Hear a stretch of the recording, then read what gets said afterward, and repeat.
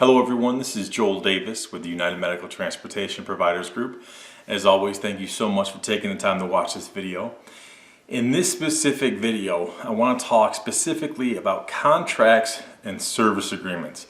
The reason why I think this is an important topic right now, it just so happens I'm working with a couple different people on some different projects, some of whom we are developing different service agreements from scratch for them, and others who had contacted us and enlisted our help to help edit some of their proposed service agreements. So I want to give you a couple of key points that I encourage you to focus in on when you're developing a contract or a service agreement. Let me start by talking about what I argue is the difference between a contract and a service agreement. If you're going to be going and working with a very large organization, it's going to be in-depth work, maybe multiple types of sources of work. Maybe it's hospitals, multiple hospitals that are affiliated with one another. Then the hospital may mandate that you have a legitimate contract. And what I mean by legitimate contract is it is legitimately legally binding. If one of you breaches or breaks the agreement, there can be legal ramifications. They could sue you, you could sue them for breach or whatever. If you're going to be working with an independent facility like a nursing home, a rehab facility, assisted living facility, chances are good you're not going to want to walk in there and propose signing a 25 page contract. They don't want any part of that. They just want good quality service, whether they issue you or grant you to be their primary provider. That's great. But really you don't need an in-depth, legally quote-unquote binding contract. Rather, that's where you just have a service agreement. So what's a service agreement? Does that mean that you would never sue over a service agreement if one of you breaks the service agreement? You might, if there's a lot of money on the table and there's a lot of money involved, then maybe you would. But I would say a service agreement is really a glorified, hearty handshake. It's going to outline what they're responsible for in providing you, what you're responsible for in providing them in terms of services, and really just outlining the overall terms. So a lot of people who contact us and then want us to help them develop a contract for a specific facility, but then when we start asking them questions, we realize you don't want to go in there with a 25 page legally binding agreement that's just dripping with legal jargon that's going to really scare them away, and they don't want to be bound by something so restrictive. Really, all they want is a good, hearty handshake on paper that outlines what they're going to provide for you, what you're going to provide for them, the terms of payment and when and how much. And so really, I want you to understand crystal clear the difference between when a contract is applicable, when a service agreement is applicable. So let's talk about a service agreement. First and foremost, you do not want to cannibalize your rates. Now, do you want to give them a discount for volume? Of course you do. And typically what I see, most people when they're giving me their proposal of what they want to put together and I'm editing it, I see that in most instances, it's just giving them a reduction in rate, i.e. Wheelchair rate may be $50, but you'll give it to them for $45 because you're giving them volume. And that's fine, you could do that. That's a good, legitimate strategy. Very, very plausible and very effective.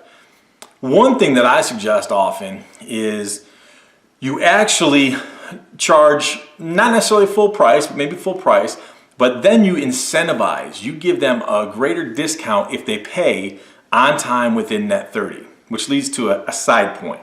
You want to do everything you can to collect your money within 30 days. Far too often, not only do I see in a lot of these service agreements and contracts that the providers are just jumping at the opportunity to accept net 45 payment terms. Well, think about it. You got to pay your employees weekly. You pay your fuel bill and your maintenance and your cell phone and all your other expenses. You're paying those net 30. So why do you just willingly accept, without rebut, you just jump at the opportunity to accept net 45 payment terms from the person you're contracting with? You want to do everything you possibly can to keep it within that 30 terms. Your money comes in, you got to pay your bills, so you got to get your money as often as possible.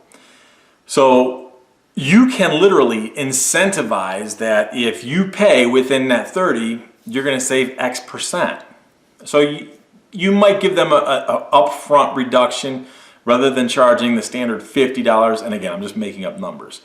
Rather than charging the initial $50 for a wheelchair, you would charge them $48 for each one of their wheelchairs, which is going to save them money. But also, if you pay within net 30, boom, here's the additional percent that you'll save overall.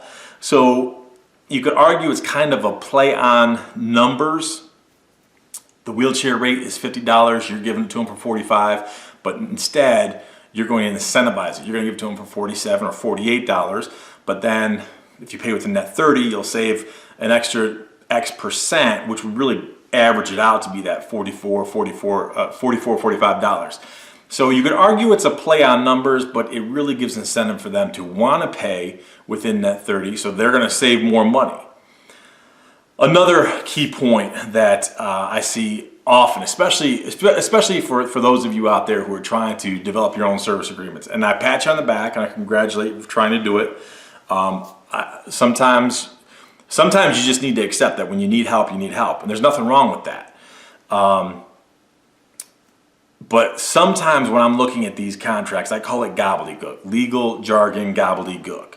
You'll go online, you'll Google anything, you'll take something from LegalZoom or whatever these online legal advisor websites are, and you'll just try to cut and paste and put together your own service agreement. And it's just gobbledygook because you're not an attorney, so you typically do not want to try to speak like an attorney. And when I look over a lot of these agreements, like I'll give you a classic example. You do not ever want to bind yourself. You never want to box yourself in and bind yourself for something that is absolutely inconsequential, but you put it there because you want your service agreement to look legal. You want it to look like it's legally articulate when all it is legal gobbledygook. One service agreement I read a week or so ago, there was a paragraph in there where the provider talked about that their company will not discriminate. They will accept anything and everyone, regardless of race, creed, color, sex, yada, yada, yada, yada. Now, why would you even put that in there? Again, I understand why you want to have your service agreement to look as professional in structure and articulation as possible, but all you're doing is putting an opportunity for someone to bind you to something. You don't want to do that. Now, I'll give you an example. We used to transport this one guy. And we've transported 1,000,001 Muslim people over the years of my business, but we had this one particular guy that we transported regularly. And he just treated he would handle his own affairs most often, but he would call our office and be exceptionally rude to my female dispatchers. And we realized we can't even send our female drivers there because he was just rude. He just would belittle them, be rude, abrasive. So I need to protect my drivers. I need to protect my dispatchers. There came a point in time where, despite me talking to him a handful of times and him always agreeing, okay, I won't say that, I won't hang up on him, I'll say thank you, I won't demand this, I won't demand that, nothing ever changed. So bottom line, for the preservation and protection and sanity and well-being of my female staff, I had to let him go. Now think about it. If he was part of a service agreement that I had bound with a facility, and I specifically had that legal jargon gobbledygook stipulations in there, that we will not discriminate against well, technically, they might have a case to argue against me that I'm discriminating against this guy because he's Muslim. Now clearly I wasn't, but I want to have the choice as the business owner that if I get there to pick someone up, and for whatever reason, maybe this patient is obstinate, belligerent, violent sometimes, I'm not going to transport you. In the example I just gave you, this guy was Muslim, and it just so happens he had a problem with women. I'm not going to tolerate that. So I personally had to fire this customer, which by all means, don't ever hesitate to fire a customer or even a bad prospect, because bad prospects often become bad customers, so fire them. So I had to fire this guy. Now, if he was part of a service agreement that I had this type of paragraph in, this gobbledygook legal jargon, technically they could come back at me and argue for something. Now, it might not amount to a whole lot, but regardless, why do I want to voluntarily bind myself to something that is inconsequential and not there? I'm not racist. You're not racist. We don't care about race, creed, colors. All we care about is green. Are you paying on time? Are you being prompt? Are you being responsive? Are you being helpful to my staff when they come in there so they in turn can be responsive and helpful to you to further accomplish our job, which helps you accomplish your mission? So again, you don't want to cannibalize your rates. You don't want to bind yourself or lock yourself into something that's absolutely inconsequential, and you only put it there because you're cutting and pasting. You're trying to put something together that makes it look legitimate and quote unquote legal. Now, and then the third thing I want to point out is, very key point, is point number 2, don't box yourself in.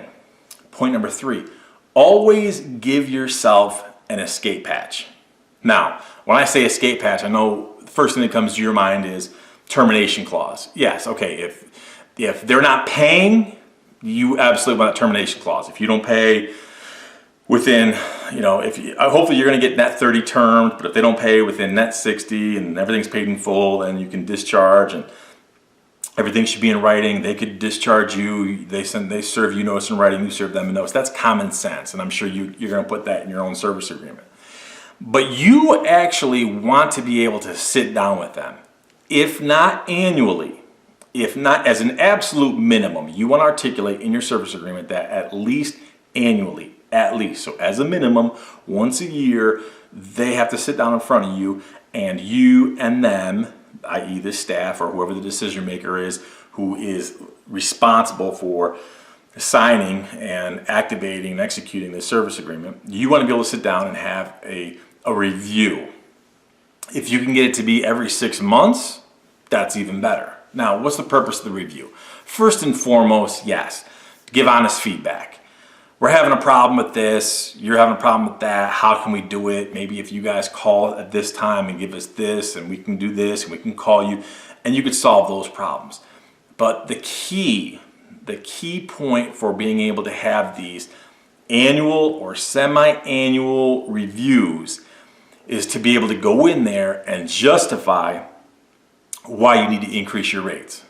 I see too many service agreements that they'll outline their rates in there, and there is nothing that is forward looking for, guess what, when your insurance premiums go up, gas goes up, labor goes up, maintenance goes, whatever your general expenses are, variable costs go up. Okay, but when I look at a lot of these service agreements, there's nothing that gives you the opportunity to sit down in front of them and say, okay, in moving forward, I understand that you were paying X number of dollars, now we need X plus.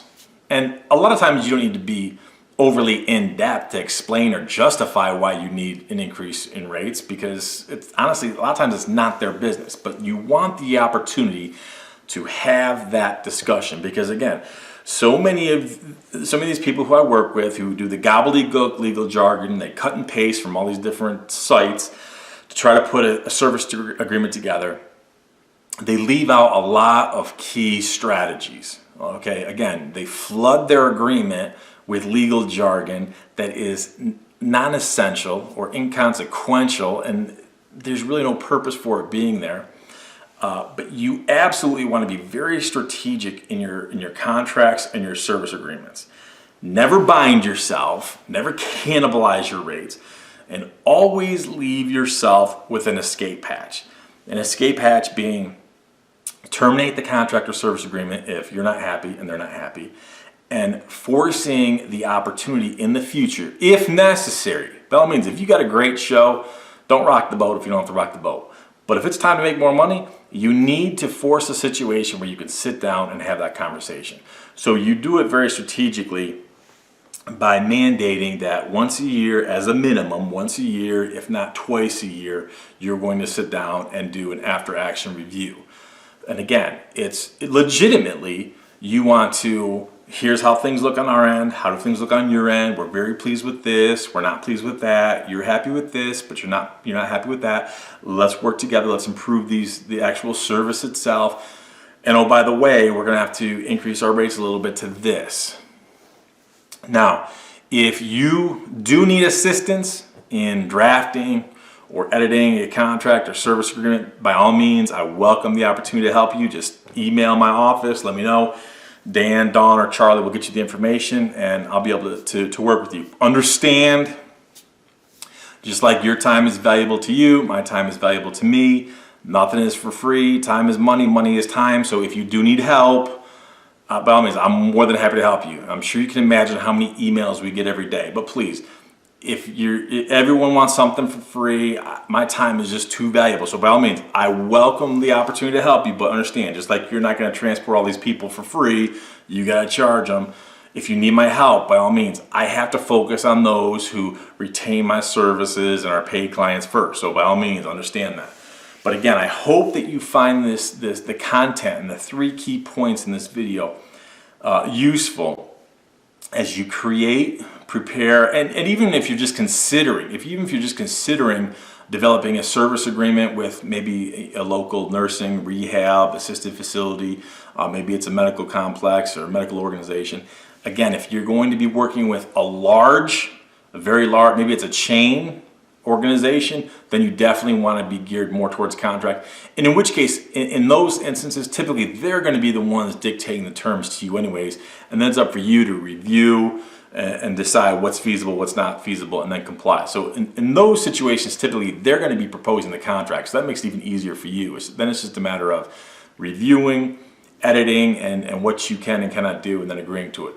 Typically, when a smaller facility, they're going to ask you, hey, will you propose a service agreement? So then the burden falls on your lap to actually put the proposal together, which is a side note. Now that I just said that, it just kind of jarred my memory. As a side note, understand, a proposal and a service agreement are not the same.